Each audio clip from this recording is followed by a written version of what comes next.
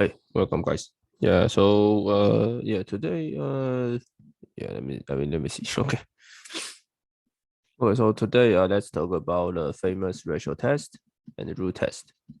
Yeah, so usually people use this in the calculus, right? But in the advanced calculus, we should prove that why this come from and give the precise statement. And also there's a theorem that we have to show that actually root test is much more powerful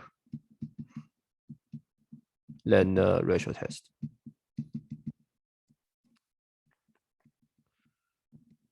Okay, so start. Yeah, hope you guys subscribe to my channel. So theorem, root test. Okay, so given let's say summation an, and then let's say alpha is the limit soup.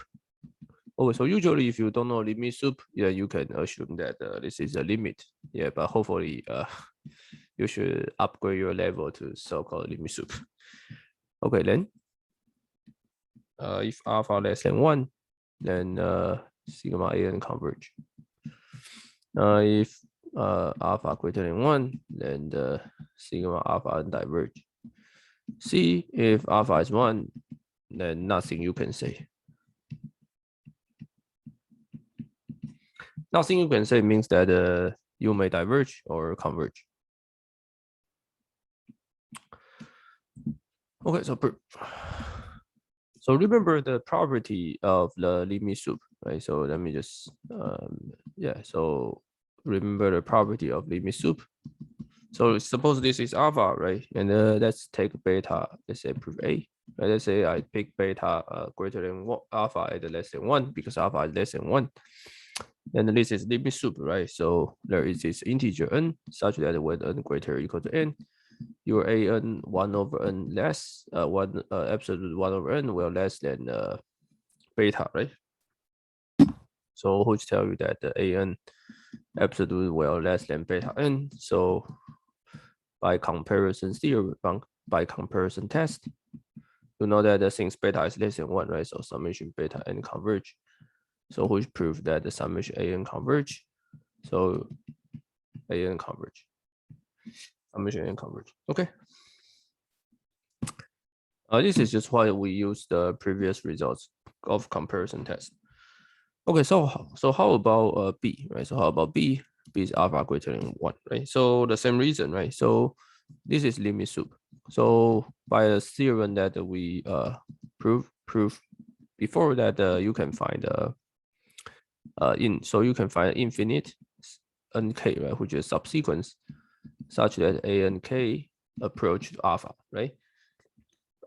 Arbitrary small, so arbitrary close to alpha, right? But by definition, if a series need to converge, then the limit must goes to 0, right? So that means for n large enough, an must close to 0. But we have shown that for arbitrary, when n large enough, then this a and k arbitrary close to alpha, where alpha is greater than 1, so never close to 0. So which show that sigma an diverge, right?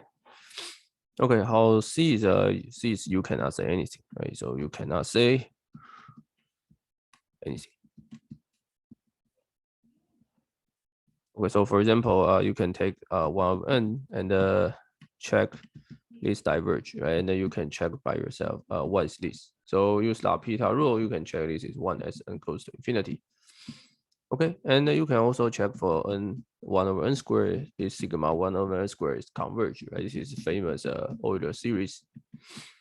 And but you can easily show that this, I guess, is still close to 1. All right, so I can diverge or converge. Okay, so theorem 2, which is a ratio test, also calculus like use. So suppose you get something, you given a series, and if let's say you compute the ratio, right, and then you take the limit soup. Let's call this is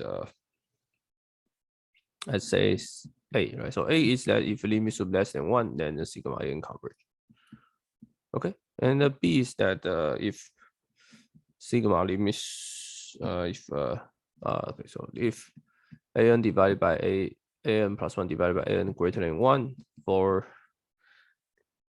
n greater or equal to n0 for some n0, then sigma n diverge. Okay, so this is the ratio test. So so now you see the ratio test and the root tests are very similar to each other, right? So yeah, so this is the what calculus like to prove. Sorry, what calculus like to use. Okay, so but let's prove. Okay, so I think the first one is straightforward, right? So straightforward. And the reason is that we already say that this is limit soup, right? So you can find n greater than n0. Then after that, your an plus 1 divided by an will less than, let's say, will less than 1, right? So let's say this guy is alpha. Let's say this is alpha, right? So I can take still less than, I can still pick beta, which greater than alpha and less than 1. So your an plus 1 divided by an will less than beta, right? So for n greater or equal to n0, so you get an plus 1 less than beta an, right? Yeah, so an plus 2 will less than beta an squared, right? So you can keep going, and I think you can show that your an, right, will less or equal to yeah, so let's start from n0, right? So start from n0. So your an can be less or equal to an0 beta minus n0, right? So beta minus n0 and n0 and the beta n. So you can easily show this. Just keep going. Okay, so once you show this, then you can use the comparison test, right? So let's see. So what we have proved is an will less than, let's say, n0, beta negative n0, beta n, right? So by comparison test, let's say we take n from n0 to infinity, and we don't care the finite term, right? We only care infinite. So from here, this is the constant, right?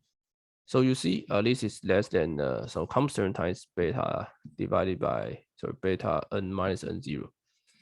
Yeah, but the beta is less than 1, right? So this is the geometric series. So this converge. So by comparison test, we know that these guys converge. Okay, and so for B, so B say what? B is trivial, right? Because if an greater than 1 plus an, then you get an plus 1 greater than an, right? And there's no hope that limit an goes to infinity will become 0, right? Because it's there are infinity of length, which they will always increasing in absolute value, so you cannot close to 0. So sigma n will diverge. Okay, and yeah, so this is a ratio test. Yes, so theorem. So I should say this theorem tell you that ratio test is powerful. Sorry, root test. So root test powerful than ratio test. Okay, so what I should say is that there's another way to say it is that if root test works, works, right? Then ratio, right? So that means let me see, which is correct. Yes, yeah. So root test works then ratio, right?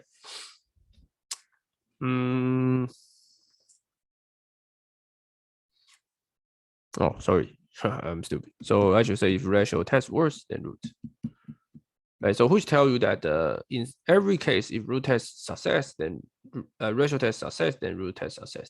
But if root test success, it doesn't mean that ratio test success. So this show that root test is powerful than ratio test.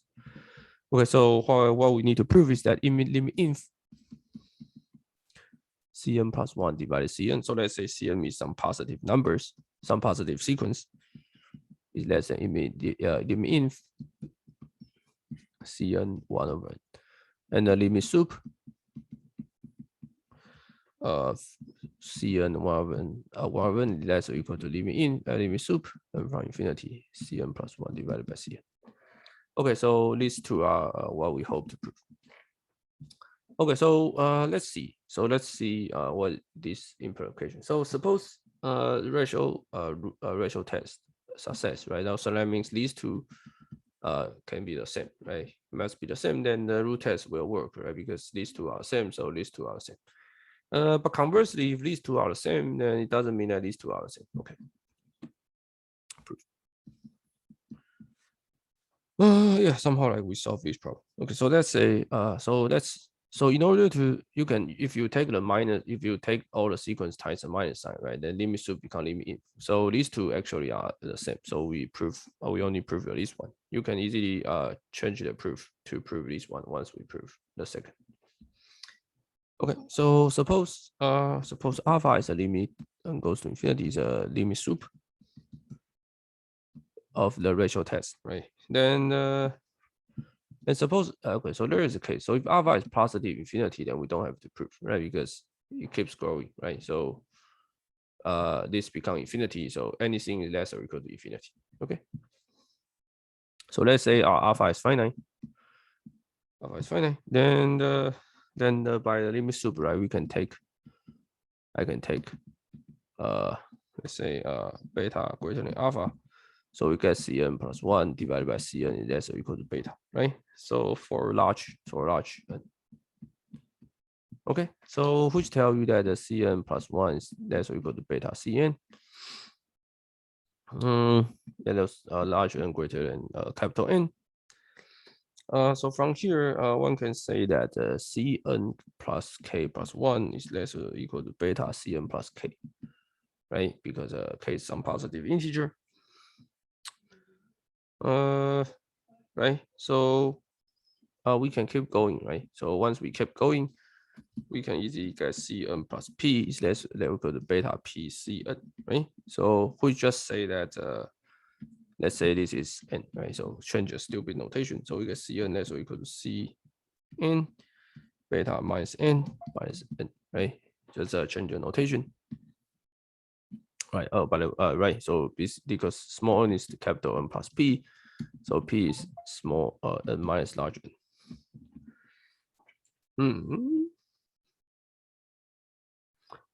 Okay, and then okay, then we take roots 1 over n, that's equal to Cn beta minus n 1 over n, right? Beta, right? So if you take the limit soup, so limit soup of this will less than limit soup of this, right? So let's say, oh, so you see the limit soup of this is a fixed number, right? So any number take 1 over roots when n goes to infinity become 1, right? So this become beta. So which we show that the limit soup Cn 1 n and from 1 n goes to infinity less or equal to beta. Right, but this beta, but this is true for any beta greater than alpha, right? So beta can arbitrarily close to alpha. So this term can be actually modified to this, right? I think this is trivial, right? So suppose yeah, so hopefully you guys can see this. Suppose not, right? Suppose this 1 over n is close to alpha plus epsilon, then I can choose beta less than that number, right? So this violates this identity. So this, if this is true for any beta greater than alpha, then sure this is true. Okay. Okay, so from here, one can define a so-called power series. For power series, I don't want to spend time because I think easy. Suppose somebody give you this sequence, right? So you can use a ratio test or root test to determine the convergent radius, right? So for example, you can take n goes to infinity and compute your an plus 1, zn plus 1, an zn, and then less than 1, right? And this will give you z less than maybe r or something, right? So this is so-called convergence of radius. Okay, so you can use the ratio test or root test. Okay, so ratio test, and then you can also use the root test, right? So root test should be simple, right? Just take 1 over n roots. you don't care about, yeah, I mean, you can take Z. So you get A and this, right? Okay, so obviously if you use the root test, then let's say alpha is a limit soup.